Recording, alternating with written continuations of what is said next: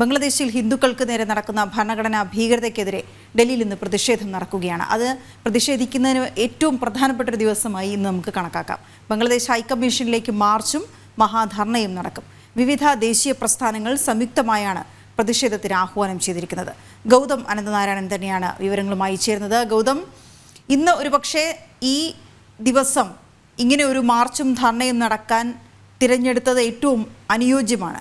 എപ്പോഴാണ് ഈ മാർച്ചുകൾ, ധർണ, വിവിധ പ്രതിഷേധങ്ങൾ നടക്കുക? അതിനും അപ്പുറത്തേക്ക് ഗൗതം, ഇന്നിപ്പോൾ മനുഷ്യാവകാശത്തെക്കുറിച്ച് സംസാരിക്കുന്നവർ, രാജ്യമെമ്പാടുമുള്ള ബുദ്ധിജീവികൾ, കേരളത്തിലെ സാംസ്കാരിക നായകന്മാർ, സാഹിത്യ പുങ്കവന്മാർ ആരുടെയും ശബ്ദം ഉയരുന്നില്ല. മുഷ്ടി ആകാശത്തേക്ക് ഉയരുന്നില്ല, മെഴുകുതിരികൾ കത്തിക്കുന്നില്ല, കണ്ണീരില്ല, നിലവിളിയില്ല, ഒന്നുമില്ല.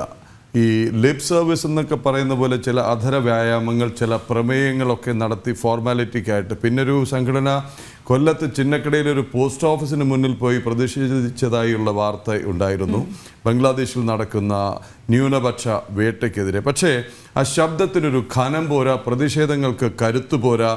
പേരിന് ചെയ്തതുപോലെ ന്യൂനപക്ഷങ്ങൾ എന്ന് ദൂരക്കുട്ടി പറയുമ്പോൾ പോലും ഹിന്ദുക്കൾ എന്ന് പറയാൻ മടിക്കുന്നു. ഹിന്ദു വേട്ടയാണ് നടക്കുന്നതെന്ന് പറയാൻ പോലും തെരഞ്ഞെടുപ്പ് അടുക്കുമ്പോൾ ക്ഷേത്രങ്ങൾ കയറിയിറങ്ങുന്ന പ്രസ്ഥാനങ്ങൾക്കോ നേതാക്കൾക്കോ കഴിയുന്നില്ല. ഗൗതം, ഇത് ഒരു കലാപമല്ല, ഒരു പ്രതിഷേധമല്ല, ഒരു ഇരുവിഭാഗങ്ങൾ തമ്മിലുള്ള ഒരു സംഘർഷം പോലും അല്ല.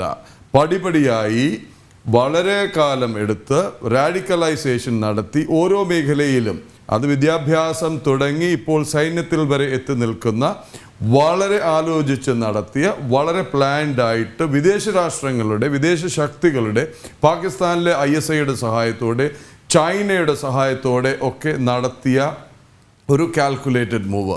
ഇതൊരു ഭരണകൂടം തന്നെ നേരിട്ട് ഭീകരത അഴിച്ചുവിടുന്നു, വംശഹത്യയ്ക്ക് നേതൃത്വം നൽകുന്നു. എത്ര ഭീകരമാണ് ബംഗ്ലാദേശിലെ അവസ്ഥ, എത്ര ശക്തമാണ് ഭാരതത്തിൻ്റെ ഇടപെടൽ? ഗൗതം.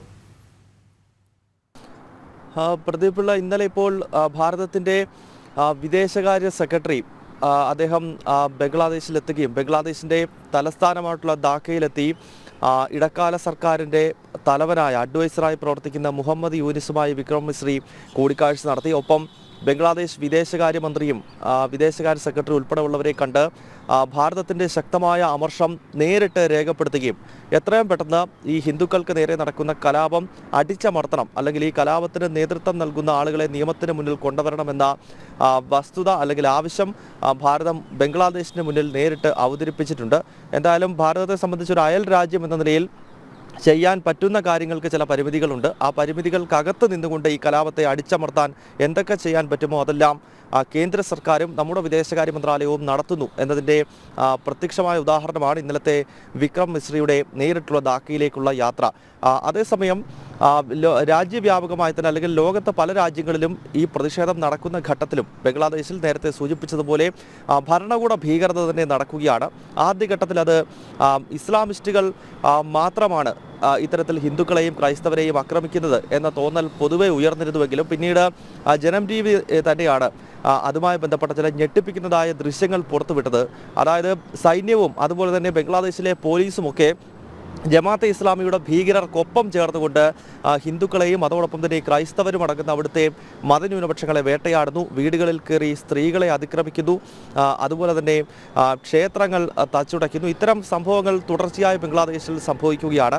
അതിനെതിരെ ഒരു തരത്തിലുള്ള പ്രതിഷേധവും ഒരു ഭാഗത്ത് ദേശീയ പ്രസ്ഥാനങ്ങളുടെ നേതൃത്വത്തിൽ പ്രതിഷേധം നടക്കുന്നുവെങ്കിലും നേരത്തെ പറഞ്ഞതുപോലെ നമ്മുടെ രാജ്യത്ത് മറ്റ് രാജ്യങ്ങളിലെ ചില വിഷയങ്ങൾ ഉയർത്തി കാണിക്കുന്ന ഇടതുപക്ഷ ബുദ്ധിജീവികൾ, അതോടൊപ്പം തന്നെ കോൺഗ്രസ് അടങ്ങുന്ന പാർട്ടികൾ ഈ വിഷയത്തിൽ വലിയ തോതിലുള്ള മൗനം, കുറ്റകരമായിട്ടുള്ള മൗനം പുലർത്തുകയാണ്. ഇക്കാര്യം കഴിഞ്ഞ ദിവസം തുറന്നടിച്ച് ഒരു പ്രതിപക്ഷത്ത് നിന്ന് തന്നെയുള്ള ഒരു നേതാവ് രംഗത്തെത്തിയത് വളരെ ശ്രദ്ധേയമായിരുന്നു. അത് ദളിത് പിന്നോക്ക വിഭാഗങ്ങളുടെ നേതാവായിട്ടുള്ള മായാവതിയാണ്. മായാവതി കഴിഞ്ഞ ദിവസം ഇന്ത്യ സഖ്യത്തെ രൂക്ഷമായി വിമർശിച്ച് രംഗത്തെത്തുന്ന ഒരു പശ്ചാത്തലമുണ്ടായി. ബഹുജൻ സമാജ് പാർട്ടിയുടെ അധ്യക്ഷയും ഉത്തർപ്രദേശിന്റെ മുൻ മുഖ്യമന്ത്രിയുമായ മായാവതി എടുത്തു പറഞ്ഞത് ബംഗ്ലാദേശിൽ ഇപ്പോൾ ഹിന്ദുക്കൾ കൊടിയ പീഡനം നേരിടുകയാണ്. ആ ഹിന്ദുക്കളിൽ തന്നെ ആരാണ് ഏറ്റവും കൊടിയമായ പീഡനങ്ങൾ നേരിടുന്നത്? അത് ദളിത് വിഭാഗമാണ്. അങ്ങനെയുള്ള ദളിത് വിഭാഗത്തിന് നേരെ വ്യാപകമായ അക്രമം ബംഗ്ലാദേശിൽ ഇസ്ലാമിസ്റ്റുകൾ നടത്തുമ്പോൾ ഒരക്ഷരം പോലും മിണ്ടാൻ സമാജ്വാദി പാർട്ടി ആകട്ടെ കോൺഗ്രസ് ആകട്ടെ തയ്യാറാകുന്നില്ല. അവർ 24 മണിക്കൂറും സാമ്പൽ എന്ന് പറഞ്ഞുകൊണ്ടിരിക്കുകയാണ്. സാമ്പലിൽ ഒരു സംഘർഷം നടക്കുന്നു. അവിടെ ഇസ്ലാമിസ്റ്റുകളാണ് അക്രമം നടത്തിയത്. അവരെ ന്യായീകരിക്കുവാൻ തുനിഞ്ഞിറങ്ങുന്ന സമാജ്വാദി പാർട്ടിയോ കോൺഗ്രസോ എന്തുകൊണ്ടാണ് ബംഗ്ലാദേശിൽ ഹിന്ദുക്കൾ വേട്ടയാടുമ്പോൾ പ്രത്യേകിച്ച് ദളിത് പിന്നോക്ക വിഭാഗങ്ങളാണ് ഏറ്റവും അധികം ഇസ്ലാമിസ്റ്റുകളുടെ ആക്രമണത്തിന് ബംഗ്ലാദേശിൽ വിധേയമാകുന്നത്? എന്തുകൊണ്ടാണ് ഈ ദളിത് വിഭാഗങ്ങൾക്ക് വേണ്ടി ഘോരഘോരം സംസാരിക്കുന്നുവെന്ന് പലപ്പോഴും പോസ്റ്ററിലൂടെയും മറ്റും അവകാശപ്പെടുന്ന ഇന്ത്യയിലെ ബുദ്ധിജീവികളും ഇന്ത്യയിലെ പ്രതിപക്ഷവും എന്തുകൊണ്ട് ഒരക്ഷരം പോലും ബംഗ്ലാദേശിനെ പറ്റി മിണ്ടുന്നില്ല എന്ന പ്രസക്തമായ ചോദ്യം പ്രതിപക്ഷത്ത് നിന്ന് തന്നെ ഉയർന്നു വന്നിരിക്കുന്നു. ബഹുജൻ സമാജ് പാർട്ടിയുടെ അധ്യക്ഷ മായാവതിയാണ് ഈ വിമർശനവുമായി രംഗത്തെത്തിയത്. അപ്പോൾ സ്വാഭാവികമായും പൊതുസമൂഹം ഇത് മനസ്സിലാക്കി തുടങ്ങുന്നു. അല്ലെങ്കിൽ പ്രതിപക്ഷ നിരയിൽ തന്നെ ഈ കോൺഗ്രസിൻ്റെയും അതോടൊപ്പം തന്നെ ഈ മുസ്ലിം വോട്ട് ബാങ്ക് ലക്ഷ്യമിടുന്ന പാർട്ടികളുടെയും സ്വഭാവം എന്താണ് എന്ന കൃത്യമായ തിരിച്ചറിവ് അവിടുത്തെ തന്നെ പാർട്ടികൾക്ക്, ആ മുന്നണിയിലൊക്കെ തന്നെയുള്ള കക്ഷികൾക്ക്, അല്ലെങ്കിൽ ഇന്ത്യ മുന്നണിയുടെ ഭാഗമല്ല മായാവതി എങ്കിൽ പോലും ഒരു പ്രതിപക്ഷത്തിൻ്റെ ഫേസാണ് മായാവതി NDAയുടെ ഭാഗമോ അല്ല, മറിച്ച് BJPയെ വിമർശിക്കുകയും NDAയ്ക്കെതിരെ രൂക്ഷ വിമർശനം അഴിച്ചുവിടുകയും ചെയ്ത നേതാവാണ്. അപ്പോൾ അത്തരം പരാമർശങ്ങൾ പ്രതിപക്ഷത്ത് നിന്ന് തന്നെ ഉയർന്നു വരുന്നുവെന്നത് നമ്മൾ പ്രത്യേകിച്ച് എടുത്തു കാണേണ്ടതാണ്. പ്രദീപ് പിള്ള.